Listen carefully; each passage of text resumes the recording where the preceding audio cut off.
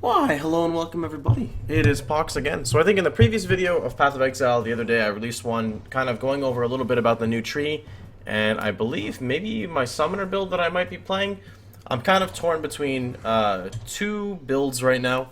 As for what I'm going to play for 2.1, which is the Talisman League, and it comes to either a classic summoner or a Chaos Trapper. I'm not really sure which one I want to do.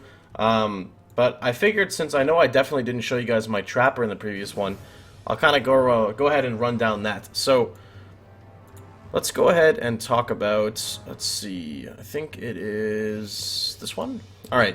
Now, previously, I was expecting them to change the right side of the tree here, preferably, primarily directed towards the Shadow Ranger here, or Shadow Witch here. Maybe adding in an extra life cluster for like 20% life. That's what I figured I was going to see. However, they did not do that, and because of that, I couldn't play the same build. It would not work. So I decided I really wanted to kind of go outside of the box, and my stream helped me out a little bit with building this character.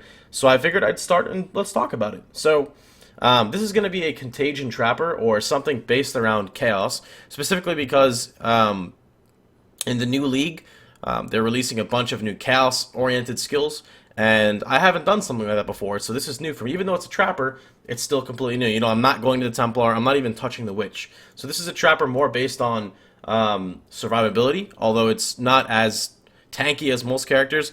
This one at 107 points, which is okay, that's like, what, 90, 85, somewhere around there, does get 171 life and 151% evasion, which means you could run Grace. And you should be able to hit, I don't know, 7k evasion without an evasion shield, somewhere around there. Maybe my numbers are wrong, but it shouldn't be that hard to get some evasion. Anyway, let's continue on what we're going. So, we're gonna start off Ranger, and the reason why is if you want more damage, go Shadow, except you're gonna die if you do that. So we start off Ranger instead of Shadow because Ranger at least gets life with evasion. Shadow does not really get any life or evasion. Instead, Shadow would get chaos damage here, which is not bad. It's 14%, 12, 10, 10, 10. It's okay, but there wasn't really a need for it, so I'd much prefer the life instead. So, moving on, we're going to grab our life, and let me actually put on, just so you guys can see, captured layered windows. Alright, that should work. Okay, so we're going to start with the Ranger and grab the maximum life. Grab Heart of the Oak, which gives us some nice life regen. These were actually changed. They're now movement speed with chance to avoid being stunned instead of whatever it was before. I don't believe it was stun avoidance. I know Heart of the Oak was. I think these were block and stun recovery. We're going to move across. We're going to grab Herbalism, and now it's time for damage.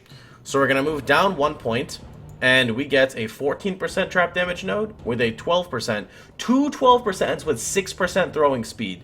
And then Master Sapper is 30% trap damage with trigger radius. Which trigger radius is okay, it's not really that good. It's not bad to have, it's not bad at all, it's a free thing.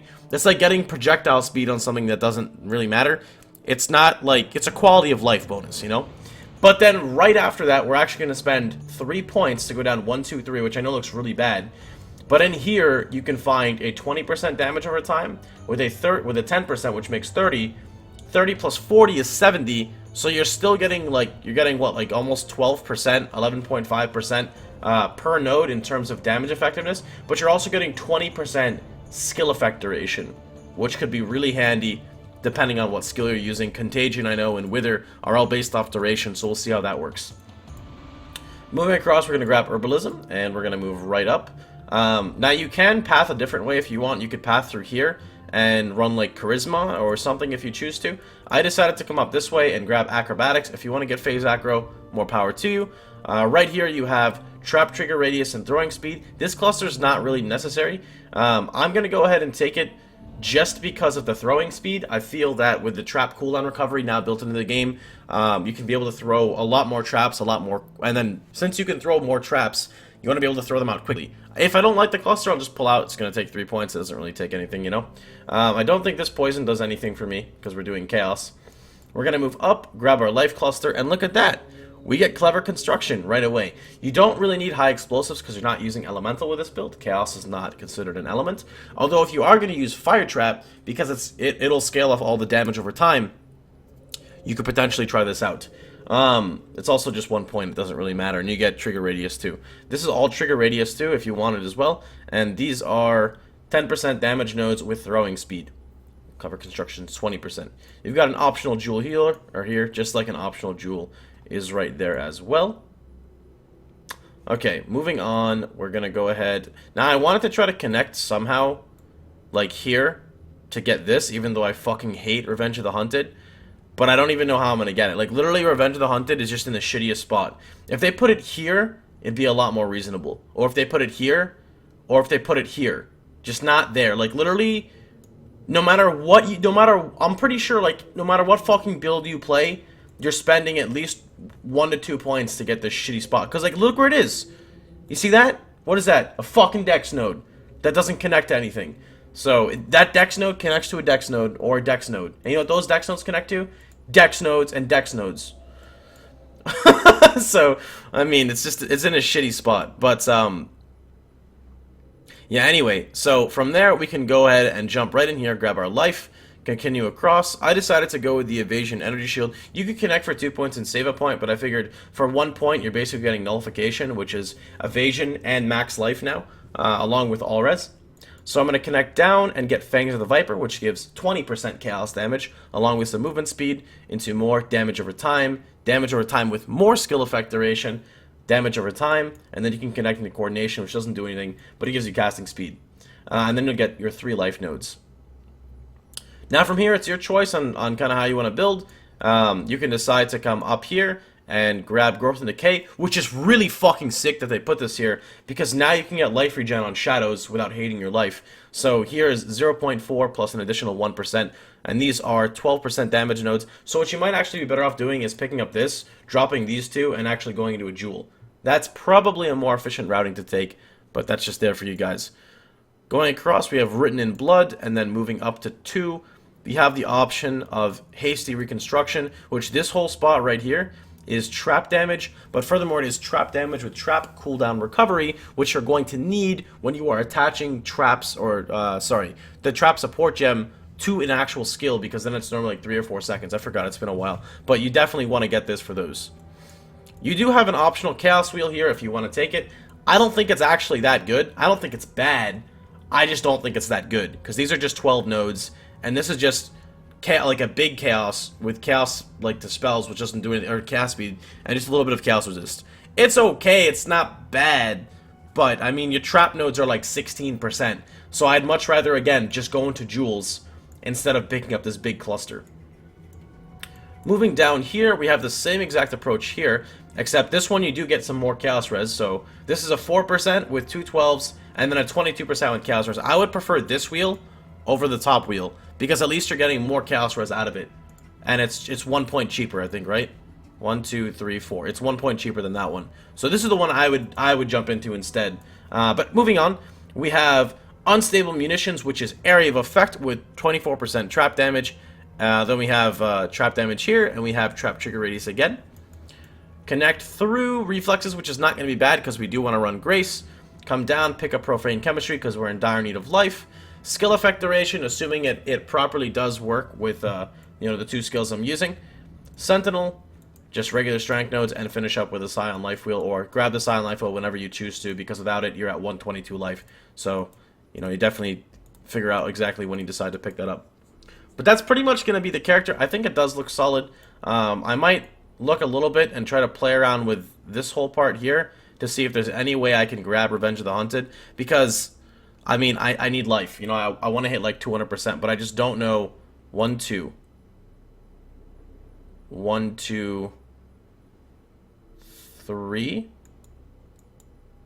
1, 2. 1, 2. So there. Now you're spending 1 point for life. I mean, that's not so bad. And then you also have this one here. I guess there is life on the tree. It's just the spots it's in is just. I didn't even see that. I guess we're gonna have to, man. We're gonna have to. We need it. We need the life. I guess that works. That's not so bad. You know what? Actually, that's pretty good, because that way I can pick up this, because the Scion Life Wheel's all the way over here. So that'll be good. That'll be like a good intermission until we get to a Silent Life Wheel or something in between. And then I don't think there's any other way for me to go. I could connect like this and drop these two. No, I couldn't, because that goes into that. So it's something like this. I'm still working out the kinks, you know. I don't want to spend too much time on it because I'd rather just play the game, you know, and then play it then and then just respec. But that's pretty much what this character looks like. I do want to run, again, all I really plan on running is Grace. If I need to, I'll run Clarity. I really don't want to. I'd rather just run a Mana Pot. And I'm going to run one Curse. One Curse is going to be on my Blasphemy, which allows your Curse to pretty much be an aura. And I want to tag it with AoE, which is going to ramp up the mana. But I want to put Temporal Chains on Blasphemy with increased AoE. And I do get 5% AoE from the tree, so it's not that much. But hopefully it'll hit a decent size. And if I need damage, then I'll drop my boots and run Wind Screams, which will allow me to dual curse. And any mob that I specifically need damage on, I'll just manually curse Vuln. So it's going to have temp on it all the time as a defensive thing, right? Permanent temp. And then any mob that requires additional damage, if I see like a rare, I'll just use vulnerability and then throw the trap, like I would before. And I really do think that's going to be enough. And that way, my mana is not too bad. You have Grace and Blasphemy. So Grace is what, 50? Blasphemy is 25, so that's 75%. And then if you tag AoE, maybe it's going to be like 90%, which still leaves 10% of your mana left and you're playing a Trapper.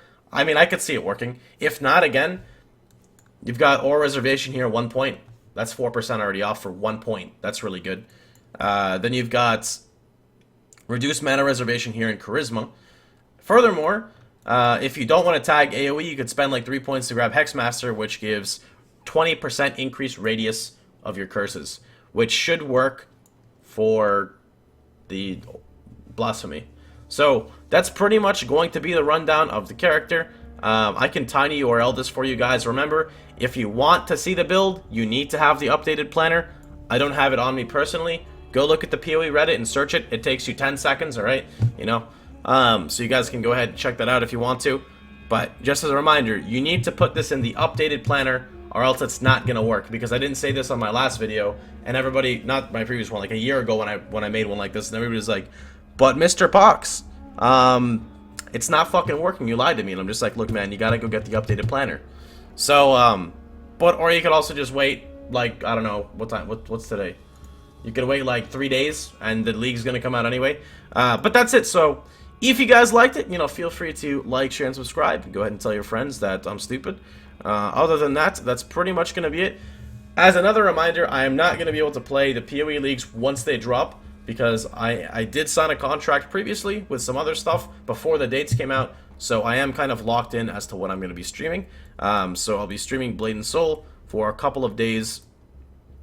I'll be streaming Blade and Soul for a couple of days up until I'm able to stream PoE, and then we'll be doing some PoE. So it'll probably be like the 14th or 15th. I think it's that Monday or that Tuesday after the week. But that's pretty much it. Hope you guys enjoyed it. Hope you guys had a fun time. And I gotta go work my new job in 3 hours. So have a good one, boys.